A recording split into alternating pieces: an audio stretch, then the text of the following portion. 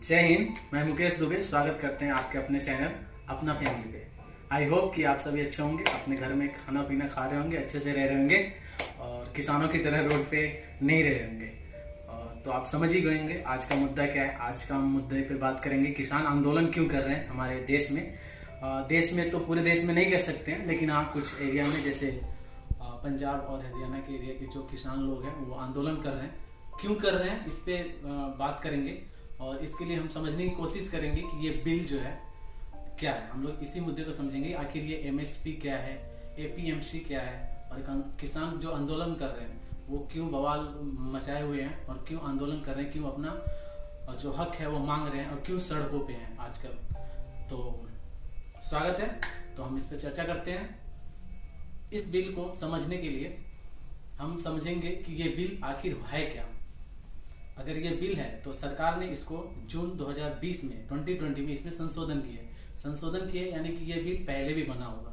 तो ये बिल कब बना था और क्यों बना था इसको हम लोग देखेंगे। जब हमारा देश आज़ाद हुआ 1947 में, उससे पहले तो हम अंग्रेजों के गुलाम थे, तो उसके पहले तो कोई नियम कानून था नहीं, तो वो डिस्कशन की बात नहीं है। उसके बाद जब 1947 के बाद जब हमारा देश अनाज हुआ तो हमारे देश के जो किसान थे वो जो खेती करते थे, वो प्रोडक्ट जो अपना रॉ मटेरियल अपने खेतों से प्रोड्यूस करते थे, गेहूँ हो गया, धान हो गए, दालें हो गए, तो वो लोग मार्केट में बेचते थे और उनसे उनको मुनाफा होता था और इससे उनकी रोजी रोटी चलती थी। लेकिन उस समय जो बड़े बड़े जमींदार लोग थे वो लोग क्या करते थे कि इस छोटे किसानों से सामान खरीद लेते थे और जमींदार होते थे तो उनके पास खुद का बहुत बड़ा एरिया होता था खेती करने की, जो जमीनें होती थी, तो वो लोग इसका भंडारण करते थे, यानी कि जमाखोरी करते थे। और जब प्राइस नीड ज़्यादा हो जाता था तो प्राइस महंगे हो जाते थे। आपको पता ही है, जब किसी भी प्रोडक्ट का नीड मार्केट में ज़्यादा हो तो, और अगर कम हो प्रोडक्ट तो उसका जो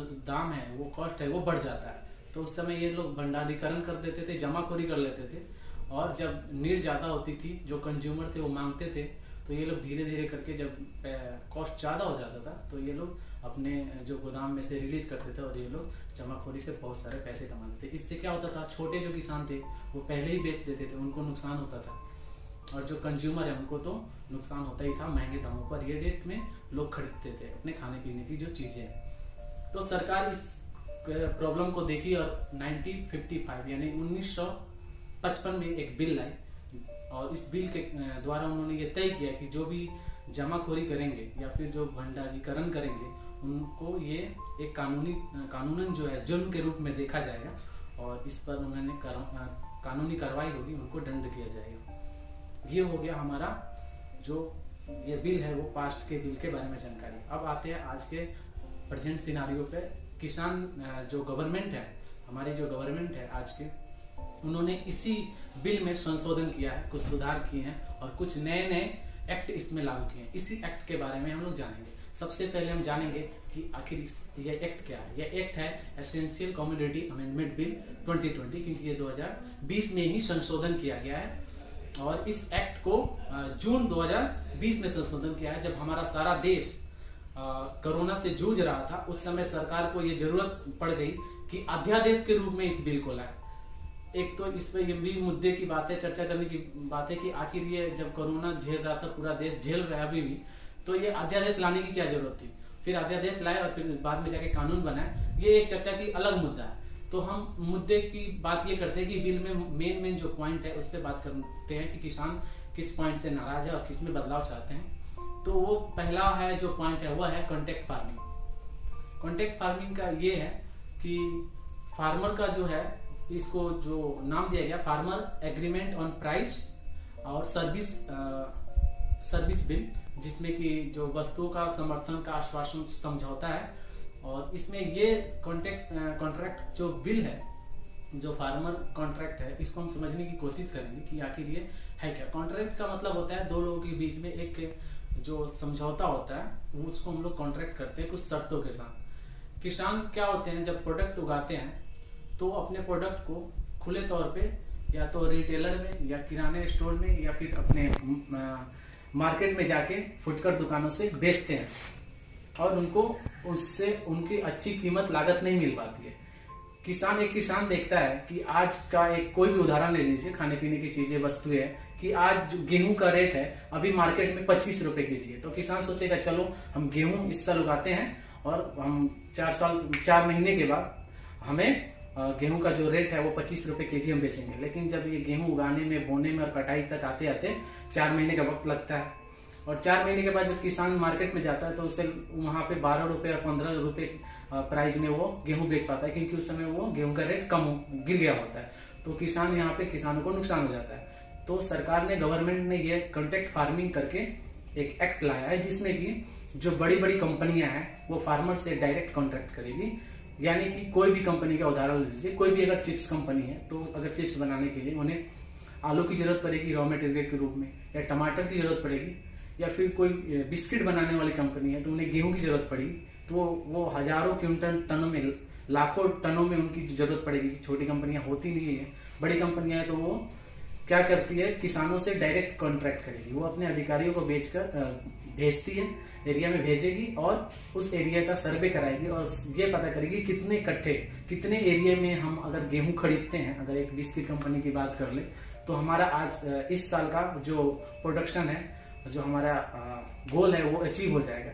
तो वो जो अधिकारी होंगे वो तय करेंगे कि हम इतने बड़े एरिया में हम लोग बल्क में, होलसेल में जो गेहूं का खरीदारी करेंगे किसानों से। तो इतने बड़े एरिया में एक किसान का तो खेत होगा नहीं, इतने बड़े एरिया में, उस एक बड़े एरिया में बहुत सारे किसानों का खेत होगा। तो बहुत सारे किसानों से ये लोग क्या करेंगे, जो कंपनियां होगी वो कॉन्ट्रैक्ट करेगी, समझौता करेगी कि हाँ भाई हम 4 महीने के बाद आपके पास आएंगे और आपकी गेहूं को मान लीजिए कि एक 25 रुपए पर केजी हम आपके गेहूं को खरीद लेंगे। तो किसान आश्वस्त हो जाएगा, उनको ये है कि हाँ मेरा जो गेहूं है जो हम उगाएंगे उससे हमें 4 महीने के बाद ये कंपनी हमसे आके 25 रुपए केजी मुझसे ले जाएगी। ये हो गया कॉन्ट्रैक्ट, ये हो गया फार्मिंग कॉन्ट्रैक्ट। लेकिन इसमें कुछ कमियां हैं, वो ये है कि मान लीजिए, और लेकिन इसमें जो है वो कॉन्ट्रैक्ट बेसिस में ये है कि मान लीजिए आपके पास, किसान के पास 1 कट्ठा जमीन है, तो उन्होंने बहुत अच्छे से उगाया 1 कट्ठे में गेहूं, तो 1.5 कुंटल हुआ या 2 कुंटल हुआ, तो वो कंपनी जो आपका 2 कुंटल गेहूं हुआ उसका ही प्राइस देगी आपको 2 कुंटल गेहूं का 25 रुपए केजी के हिसाब से। अगर आपने बहुत अच्छे से नहीं उगाया या फिर कोई आपदा हो गई, आपकी गेहूं का अच्छे से उत्पादन नहीं हुआ, 50 केजी ही इकट्ठे में हुआ, तो आप जितना आप बेचिएगा 50 केजी ही दीजिएगा, तो 50 केजी का ही दाम देगी, ना कि वो एक 200 कुंटल का आपको दाम देगी। ठीक है, ये तो समझने की बात है, ये तो समझ में आता है। लेकिन अगर क्या होगा, जब कंपनी कॉन्ट्रैक्ट करके और आएगी नहीं किसानों से खरीदने, उस समय किसान अपना अनाज कहाँ ले जाएंगे? या फिर कंपनी आए और बोले कि नहीं मुझे 25 रुपए नहीं चाहिए, मुझे तो 20 रुपए ही चाहिए, फिर किसान किसके पास जाएंगे? ये व्यवस्था कर रखी है सरकार ने कि जो अधिकारी हैं मंडी के, उनसे ये समझौता करके होगा। पर ये एक पूरा सोल्यूशन इस बात का नहीं है। इसमें किसानों से का जो है नुकसान होते इसमें दिख रहा है। एक समय में तो ये लग रहा है कि हाँ एक किसान एक फिक्स प्राइस में बेच रहा है, लेकिन कंपनी अगर उसके साथ, किसानों के साथ धोखा करती है तो क्या होगा? ये एक हो गया कॉन्ट्रैक्ट फार्मिंग। दूसरा इंपॉर्टेंट चीज है जिसपे अभी ज्यादा करके प्रदर्शन हो रहे हैं, किसान इनको विरोध कर रहे हैं, कि जो एक्ट है दूसरा, कि इसमें कृषि वाणिज्य और उद्योग करके एक्ट है, इसमें जिसमें MSP आता है। MSP हम लोग समझेंगे, उससे पहले हम लोग समझेंगे कि APMC क्या होता है, यानी मंडी क्या होता है। APMC क्या होता है? एग्रीकल्चर प्रोड्यूस मार्केट कमेटी, यानी कि उसे हम लोग मंडी भी बोलते हैं, ज्यादातर जगहों पर उसे बिचौलिया लोग कहते हैं, व्यापारी, या फिर गद्दी बोलते हैं, या फिर कहीं कहीं पे इसे बाजार समिति भी बोलते हैं। तो किसानों का क्या होता है, इस एक्ट के द्वारा जो एक्ट बना था उससे है कि किसानों को जो MSP है, MSP यानी मिनिमम सपोर्ट प्राइस, सरकार जो है एक मिनिमम सपोर्ट प्राइस किसानों को देती है। हर साल में एक CACP एक संस्था है जो ये तय करती है कि हमारे किसानों को जो भी प्रोडक्ट है, गेहूं है, चावल है, चना है, दाल है, ये सब प्रोडक्ट का हम लोग एक न्यूनतम समर्थन मूल्य देंगे कि हम लोग इतने से कम में नहीं खरीदेंगे। सरकार FCI जो CACP है उसके अंडर में FCI काम करती है। FCI के पास किसान जाएगा और अपने कागजी कुछ जो प्रूफ है दिखाएगा जमीन का, और वहां उनको बेचेगा। Maximum minimum support price MSP क्या यही मतलब होता है कि मान लीजिए गेहूं का उदाहरण लेते हैं, तो सरकार ने तय कर दिया कि हम 1700 रुपए पर क्विंटल गेहूं किसानों से लेंगे, उससे कम में हम नहीं ले सकते। तो जो किसान है अपने गेहूं लेकर FCI गोदाम में जाएंगे तो वो वहाँ पे 1700 रुपये पर क्विंटल उनको बेचेंगे, यानी किसानों को इनसे ये फायदा है। और किसान इसमें फ्री भी होता है।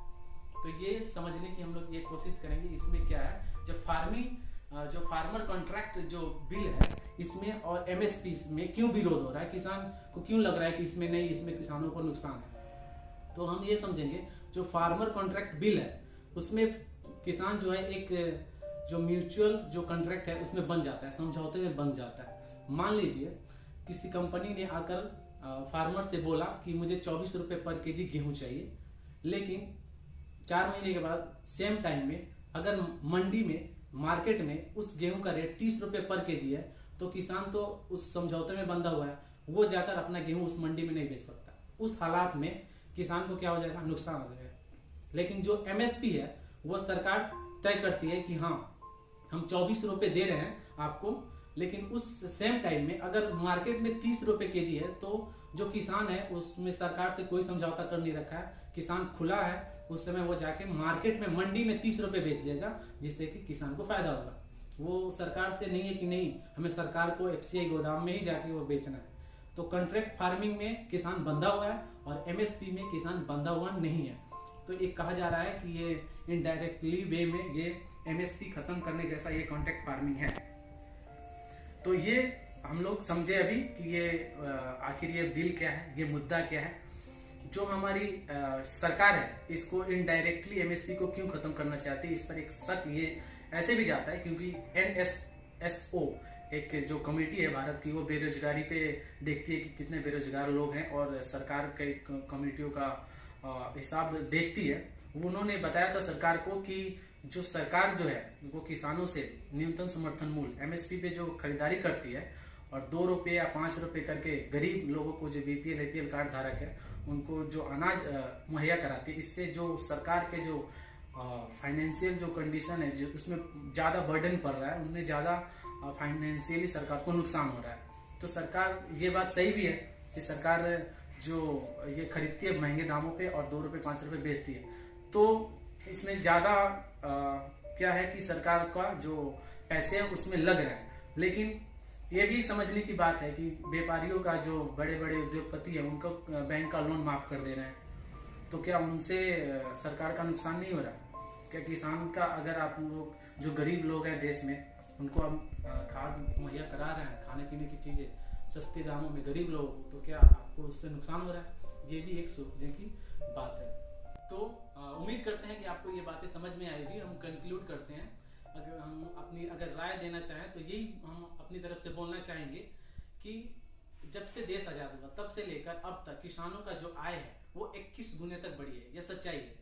यानी कि जब देश आजाद हुआ 1947 से लेकर के अब तक किसानों का आय 21 गुना बढ़ा है। यानी 1 रुपया जब उस समय अगर किसान का आमदनी था तो आज 21 रुपया है। लेकिन इन सेम टाइम क्या हुआ है, गवर्नमेंट जो एम्प्लॉय है उनका जो आय है 180 गुना ज्यादा बढ़ा है, और जो टीचर लोग हैं और गवर्नमेंट एम्प्लॉय है उनको 200 गुना ज्यादा उनका जो आय है वो बढ़ा है। तो किसानों का 21 गुना ही क्यों बढ़ा है, उनका 200 गुना क्यों नहीं बढ़ा? ऐसा क्यों है? तो किसानों को भी देखने की जरूरत है। किसान हमारे देश के अन्नदाता है और उनको भी देखने की जरूरत है। और आज के सिनेरियो की बात करें, जो प्रदर्शन हो रहे हैं उसमें राजनीतिकरण हो ही रही है, और जो या तो सच में ये हाईजेक हो रहा है आंदोलन या फिर मीडिया द्वारा फैलाया गया, लेकिन इसमें जो विपक्षी दल है उसमें और जो ऐसे 22 ऐसे दल है जो इस आंदोलन को सपोर्ट कर रहे हैं किसानों के द्वारा, ये इसमें ज्यादातर ऐसे लोग हैं जो किसी टाइम पे इस बिल के समर्थन में थे और कह रहे थे कि नहीं इस बिल को आने से किसानों को फायदा होगा, लेकिन वो सेम टाइम इसमें किसानों के साथ कूद पड़े हैं और इसमें राजनीति कर रहे हैं। जनरली अगर हम लोग बात करें तो देश की मेन जो विपक्षी पार्टी है कांग्रेस की बात करते हैं, उन्होंने इस कानून को लाया था और उन्होंने कहा था इससे किसानों को फायदा होगा। लेकिन आज जब ये कानून आई है तो वो लोग किसानों के साथ मिलकर राजनीति कर रहे हैं। सीधा मतलब ये है कि पक्ष और विपक्ष में किसान आंदोलन दब चुका है और किसान यहाँ पे बदनाम हो रहे हैं पक्ष और विपक्ष की लड़ाई में। जरूरत है किसानों के मुद्दे को समझने की, उनकी समस्याओं को दूर करने की, क्योंकि किसान है तो हम हैं। किसान ही अगर नहीं रहे तो देश कैसे चलेगा? हमारा जो देश है गाँव का देश है, किसानों का देश है, गरीब लोगों से मिले खून पसीनों से बना हुआ ये देश है। तो उम्मीद करते हैं कि किसानों की समस्या को जल्दी सुना जाएगा। तो इसी के साथ अगली वीडियो में मिलते हैं।